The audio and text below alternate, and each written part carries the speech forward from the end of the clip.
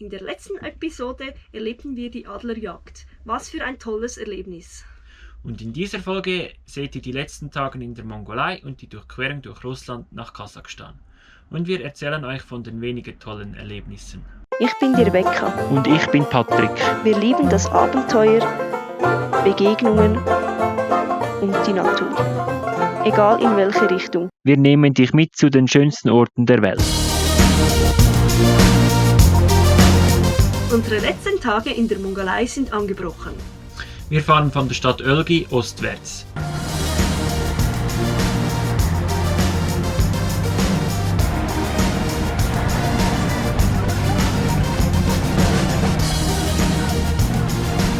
Und genießen den Abend am See.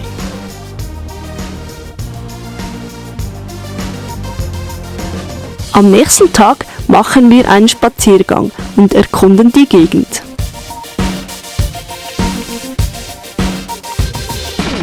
Dabei treffen wir auf einen Hirten. Mit der Zeit wird es mehr eine Klettertour.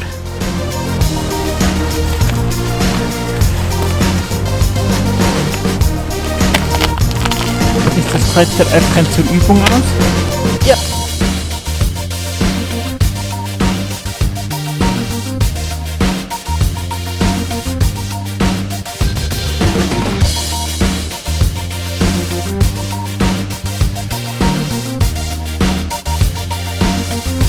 An unserem Übernachtungsplatz fahren die ganze Zeit Lastwagen voll beladen mit Kohle vorbei.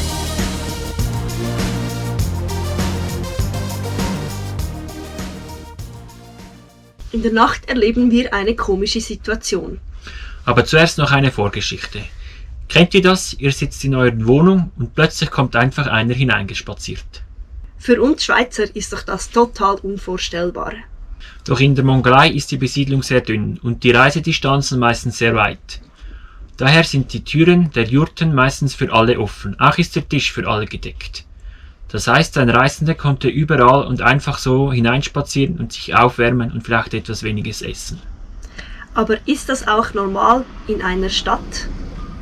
Wir sind uns da nicht ganz sicher. Und für uns fühlte sich das einige Male einfach sehr komisch an.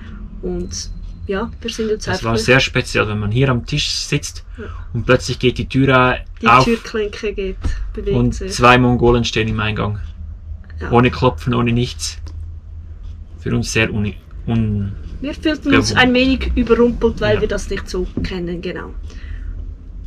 Es war ja nie böse gemeint, aber doch fühlt man sich dann ein wenig unsicher, unwohl. Genau. Und jetzt zurück zu dieser Nacht. Wir standen an einer eher stark befahrenen Landstraße und als dann mitten in der Nacht plötzlich 10 bis 20 Leute um unser Fahrzeug herum mit Taschenlampen und ruften nach Benzin oder irgend sonst was, Fühlten wir uns schon ein wenig überrumpelt und plötzlich ging die Tür auf. die wir da in der Wildnis vergessen haben. Machen wir eigentlich nie, aber in dieser Nacht haben wir es wieder mal vergessen, die Türe zu schließen. Wir waren klar ein wenig überrumpelt. Ich zog schnell mal meine Jacke an und ging zur Tür raus. Und es war klar, sie tun uns nichts Böses eigentlich, aber für uns war es einfach eine komische Situation. Es stellte sich heraus, dass sie gerne Benzin wollen, weil sie 20 Kilometer vor der Stadt kein Benzin mehr im Auto haben. Also das haben wir dann mit der Zeit oder am Morgen danach realisiert, dass es wahrscheinlich um Benzin gegangen ist, das sie brauchten. Aber in der Nacht, das war irgendwie um 2, 3 Uhr morgens, waren wir so überrumpelt und noch nicht klar beim Denken, dass wir einfach Nein gesagt haben. Und das war dann für sie auch okay und sie gingen dann einfach wieder. Aber für uns war dann an Schlafen erst so 1-2 Stunden später wieder zu denken. Genau, weil wir halt schon ein wenig schockiert waren. Es war nichts Böses, aber einfach eine komische Situation. Wir fahren einige Kilometer zurück nach Ölgi und parkieren an einem Fluss. Diese Nacht war wieder eine total normale, aber die Gedanken haben uns noch nicht ganz losgelassen.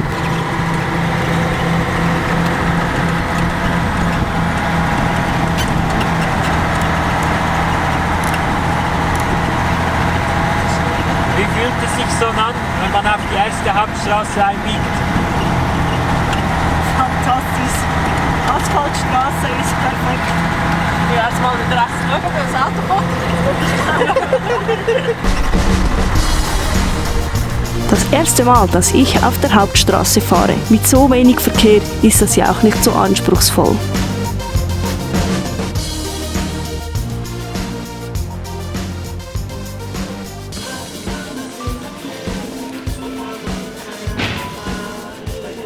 Nachdem wir durch den Schwarzmarkt in Oelgee spaziert sind, sind wir wieder zurück zum Saurer gekommen. Wir sehen Fußabdrücke ringsherum um den Saurer herum. An jedem Türgriff, sonstigem Klappenscharnier hat es Fingerabdrücke. Und unsere Leiter ist weg. Für uns ist das nicht ein finanzieller Verlust, eigentlich. Aber doch probieren wir herauszufinden, wer das ist. Da wir gerade auf einem Steinkohle-Umschlagplatz stehen, was vielleicht nicht optimal wäre, aber da hat es sehr viele LKW fahren, aber die wollten nichts davon wissen. Aber sie wussten alle sofort, dass es nicht ihre Fußabdrücke sind. Genau. Sie wussten eigentlich, was weggekommen ist, aber sie wollten nicht wissen, wer das war. Genau. Aber die Leiter, die hatten wir aus einer anderen Leiter zerstört, dass sie bei uns hinpasst. Also ich kann mir nicht vorstellen, was einer mit so einer Leiter will.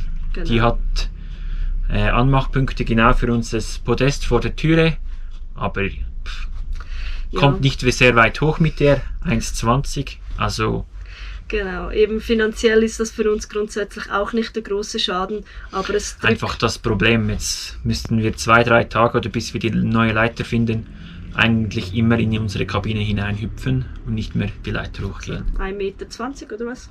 Ja, hochspringen. Aber schlussendlich drückt es halt einfach so auf die Stimmung, weil wir fühlen uns immer und überall sehr sicher. Wir haben so viele tolle Begegnungen schon überall auf der Welt, also wo wir jetzt gewesen sind, auf unserer Reise, so weit auf der Welt sind wir noch nicht gewesen, aber ja, auf unserer Reise erlebt. Und deshalb wollen wir eigentlich auch diese negative Stimmung gar nicht richtig aufnehmen, aber trotzdem irgendwie drückt sie uns ein wenig auf die Stimmung und dass da die letzten paar Tage noch in der Mongolei waren. Es war auch sehr kalt. Das ist sowieso etwas, was halt auch nicht ganz so toll ist zum Reisen, je nachdem. Und deshalb, was auch ist, heute Nacht haben wir extra einen Parkplatz dann gesucht. Der ein wenig versteckt von der Straße stand, dass man uns nicht gleich erkennt. Was wir sonst nie machen. Also wir machen uns nicht wirklich Gedanken. Aber einfach irgendwie schade, dass so etwas passiert ist, obwohl es für uns nicht der größte Verlust ist. Wir pumpen die Reifen wieder voll auf, denn die nächsten Tage werden wir viele Kilometer fahren durch Russland.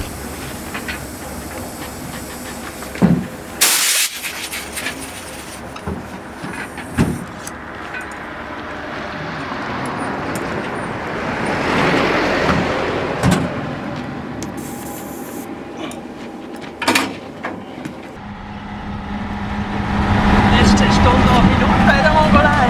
Oh mein Gott.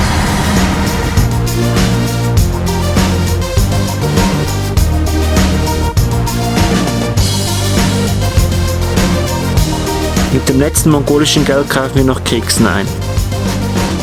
Und schon geht das Abenteuer russische Altai los.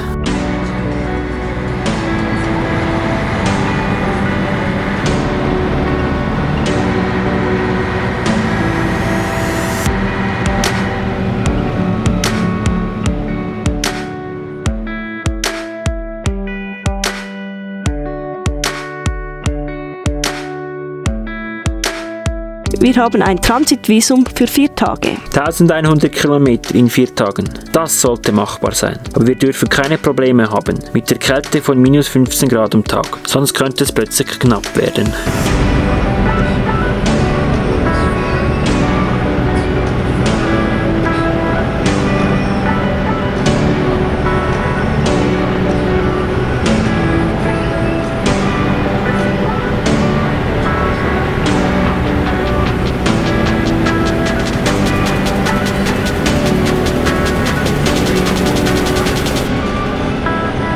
Eigentlich ist es schade, dass wir so schnell durchfahren müssen, aber es ist so kalt, dass es uns auch nicht so stört.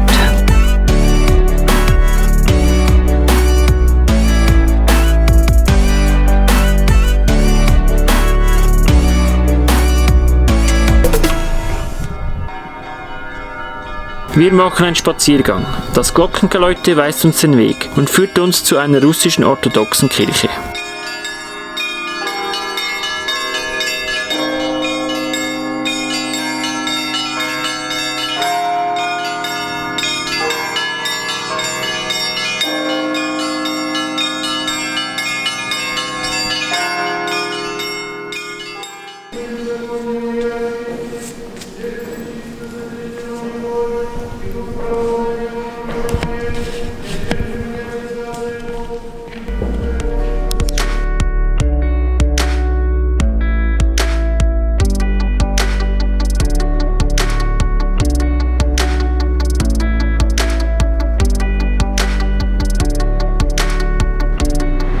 Uns ist der Diesel ausgegangen, aber zum Glück war der Zusatztank gefüllt.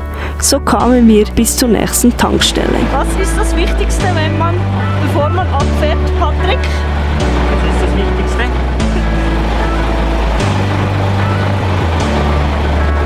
Keine Frage.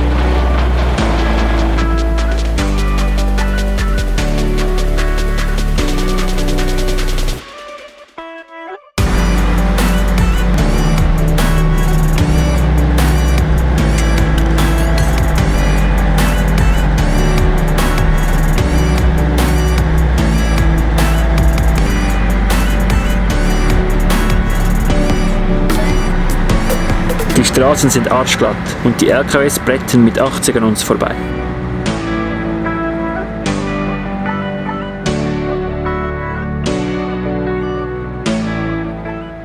Als wir die Grenze von Russland nach Kasachstan erreichen ohne Probleme, sind wir sehr glücklich. Bist du auch gespannt, was wir nächste Woche in Kasachstan erleben? Dann sei dabei, das nächste Mal in Kasachstan. Bis dann, tschüss! Tschüss!